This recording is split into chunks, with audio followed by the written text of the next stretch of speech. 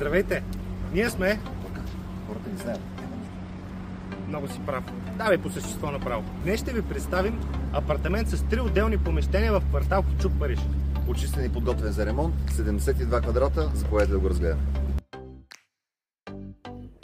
Апартаментът се намира на страхотна локация до общината в квартал Кючук, Париж. Позициониране на среден етаж с изложение изток-запад. Имота е с чиста площ от 72 квадратни метра с 3 непреходни помещения, което го прави подходящ за преустройство в апартамент с 2 спални.